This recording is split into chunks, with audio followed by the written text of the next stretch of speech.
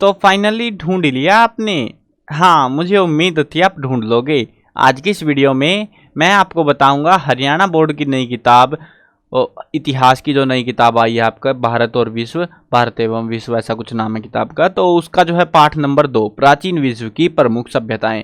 इसके आज हम एमसीक्यूज करेंगे, टेस्ट भी हो जाएगा आपका। अगर आपने जो है पार्ट को समझ लिया है, याद हो गया है, तो अभी आपका टेस्ट हो जाएगा। आंसर सारों के हिडन मिलेंगे। आप खुद भी अपना ट्राई कर सकते हो कि भैया वीडियो को पॉज करो और सोचो भैया क्या उत्तर हो सकता है। तो वैसे आंसर मैं दिखा दूंगा, कोई दिक्कत की बात नहीं है, साथ के साथ आंसर भी दिखाते चलेंगे। तो आप अगर चाहो तो टेस्ट भी दे सकते हो, वैसे रिटर्न में है सब कुछ, ठीक है। तो रिटर्न में भी आप टेस्ट दे सकते हो। आपको रिटर्न में नोट्स, अभ्यास के प्रश्न उत्तर, महत्वपूर्ण प्रश्न उत्तर, एमसीक्यू सब कुछ मिलेगा।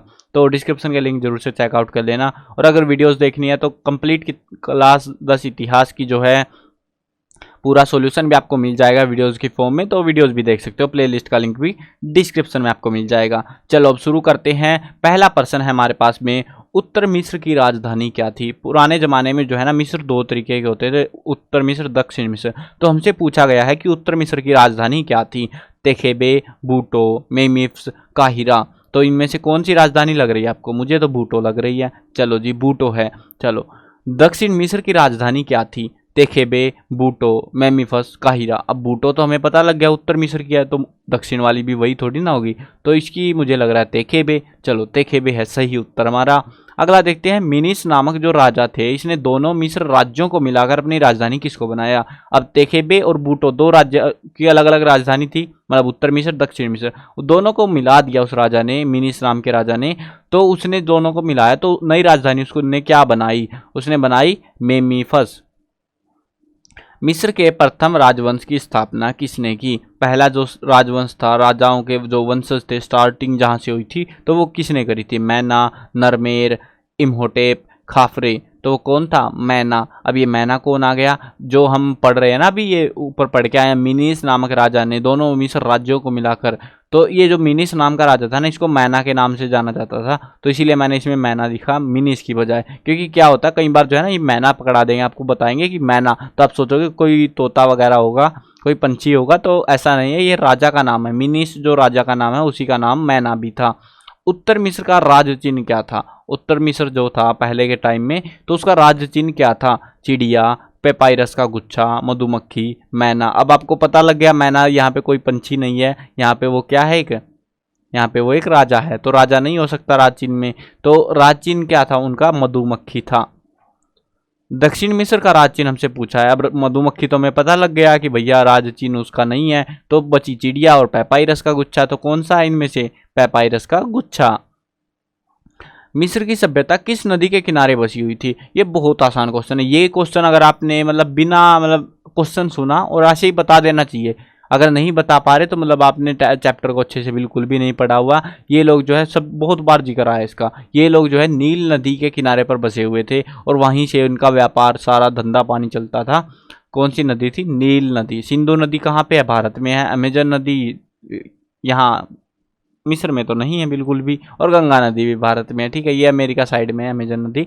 तो बची यहाँ पे नील नदी, तो नील नदी है। मिस्र की सभ्यता के लोगों का मुख्य देवता कौन सा था? मुख्य देवता सूर्य, चंद्रमा, पृथ्वी, आकाश का देवता कौन सा था? वो सूर्य देवता, जिसको वो रेरा नाम से जानते थे और भी कई सारे नाम थे। मृत शरीर को एक रासायनिक लेप लगाकर कब्र में रखने की प्रक्रिया को क्या कहते हैं, जिसमें शरीर खराब नहीं होता? तो उस प्रक्रिया को क्या कहते हैं? मम्मी, सारू, ताबूत, पिरामिड। तो क्या कहते हैं उसको? उसको कहते हैं मम्मी। मम्मी बना के रख देते थे वो शरीर को, जिससे वो शरीर खराब नहीं होता था। मिस्र की सभ्यता के लोग भारत से किस पदार्थ का व्यापार करते थे? भारत से मसाले, तेल, चंदन। तो किसका जो है व्यापार करते थे? सभी के सभी, उपरोक्त सभी का व्यापार किया करते थे। इसके अलावा एक और था, रंग का व्यापार, कलर्स जो होते हैं, तो उनका भी व्यापार भारत से होता था। तो अभी ऑप्शन में 3 ही रख सकते थे, चौथा रख देता तो फिर उपरोक्त सभी क्या 5वें में आता? चलो, फराओं के दरबार में वृद्ध दरबारियों की परिषद को क्या कहते थे? वृद्ध दरबारियों की परिषद थी, जिसको मंत्री परिषद कहते थे, सलाहकार कहते थे, सारू, सामंत क्या कहते थे? सारू कहा जाता था।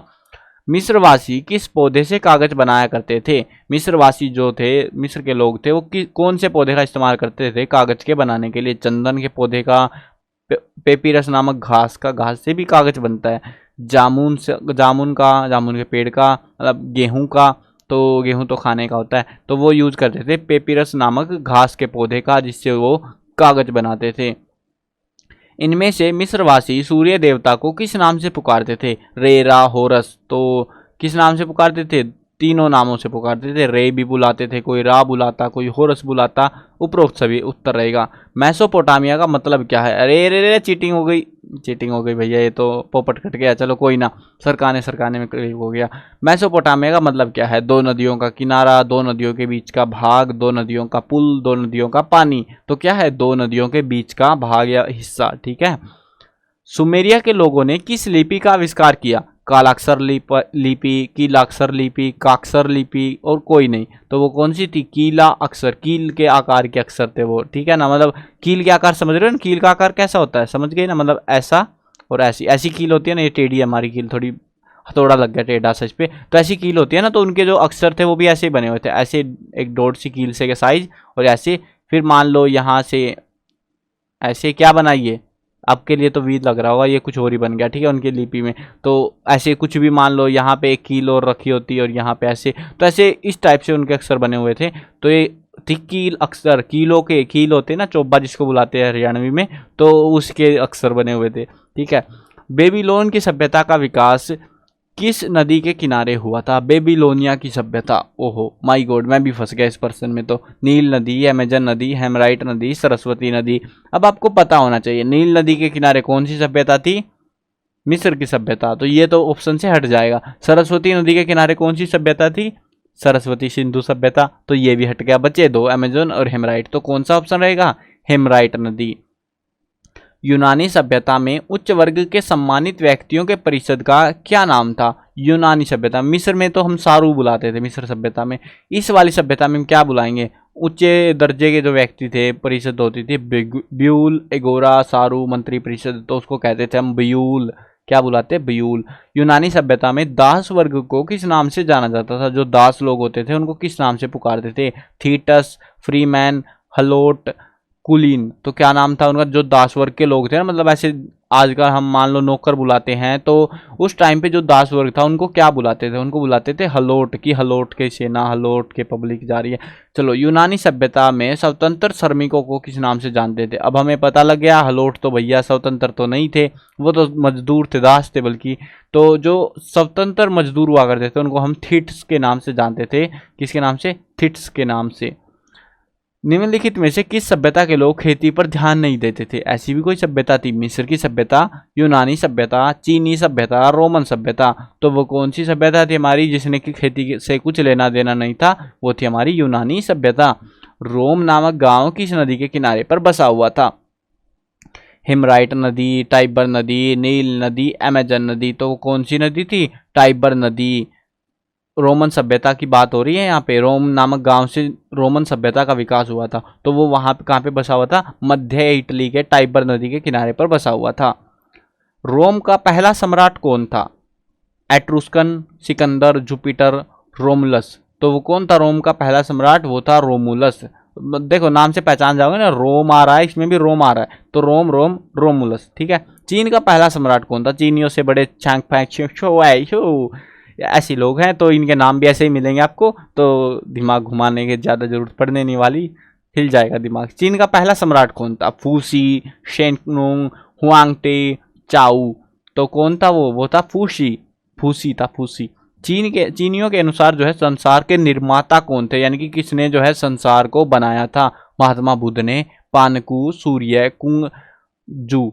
तो किसने बनाया था? पानकू ने बनाया था। वो उनका देवता हुआ करता था, मतलब वो मानते थे कि पानकू धरती पर आए और उन्होंने संसार की रचना करी थी। माया सभ्यता में राज्यों के मुखिया को किस नाम से पुकारा जाता था? असली पुरुष, हेलेक, यूनिक, कै और खै दोनों, यानी कि ये भी है, ऐसे भी होता है, इनमें से कोई नहीं। चलो जी, इसमें है हमारा ऑप्शन गै, यानी कि दोनों। असली पुरुष भी कहते थे राज्यों के मुखिया को, और हेलेक भी कहते थे। तो इसके अलावा भी बहुत सारे बना सकता था एमसीक्यू, बट मेरा मन नहीं किया भैया कि भैया इतने सारे 200-500 एमसीक्यू आपको चिपका दे, और काम के जो है जो मेरे हिसाब से लगे कि भैया इस टाइप से एमसीक्यू आ सकते हैं अगर पेपर में आए, तो वही मैंने लिखे हैं। ज़्यादा नहीं लिखे, बाकी जो है पेपर के साथ में अपडेट कर देंगे जैसे जैसे पेपर होते जाएंगे। अगर आपका भी कोई पेपर होता है इतिहास का, चाहे यूटी हो, ठीक है, कोई दिक्कत नहीं है, चाहे यूटी आए या कोई भी पेपर हो, तो आप जो है उसका जो क्वेश्चन आ रहा है पेपर में, उस क्वेश्चन को आप कमेंट डाउन कर सकते हो, किसी भी वीडियो के कमेंट में बता देना, कोई दिक्कत नहीं है। तो मतलब वीडियो तो आप पहले ही देखोगे, वो तो मेरे को पता है, ज़्यादातर स्टूडेंट पहले ही देखते हैं, बाद में कोई नहीं देखता।